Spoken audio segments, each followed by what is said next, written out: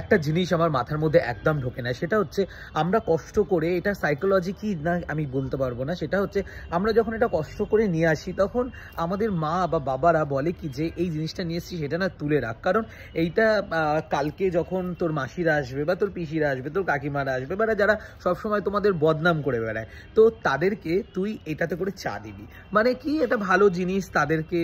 তাদেরকে দিবি, এটা আমরা ইউজ করব, কেন এটা রেখে দে, মানে এটা সকলের বাড়িতেই হয়, মানে আত্মীয় স্বজন যারা আছে তাদেরকে দেওয়ার জন্য। সো তুমি এত কষ্ট করে নিজেকে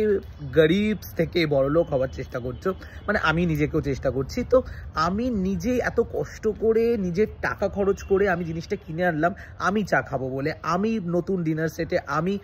মানে ডিনার করব বলে বা লাঞ্চ করব বলে, হোয়াট এভার। সো আমি না খেয়ে আমি অন্যদেরকে খাবো যারা আমাকে বদনাম করবে। সো তারা এসে তো তোমাকে বলবেই যে মাটনটা বাজে ছিল, এই চিকেনটা বাজে ছিল, বাড়িতে গিয়ে বদনাম তোমার করবেই করবে, একদম শিওর 100%। তো তাদেরকে খাইয়ে কি হবে, বরং তুমি যে বিছানা চাদরটা নতুন কিনে আনছো, তুমি যে কাপ প্লেটের সেটটা নিয়ে আসছো, তুমি যে ডিনার সেটটা নিয়ে আসছো, তাতে তুমি নিজে উপভোগ করো, মানে আমি এখন সেটাই করছি, আমি নিজে উপভোগ করছি। তারা তো বদনাম করবে, তার চেয়ে বরং নিজেকে ভালো রাখতে গেলে নিজে এইসবগুলো ইউজ করে নিজেকে ভালো রাখবো। তো আজকে জন্য টাটা, দেখা হবে নেক্সট কোনো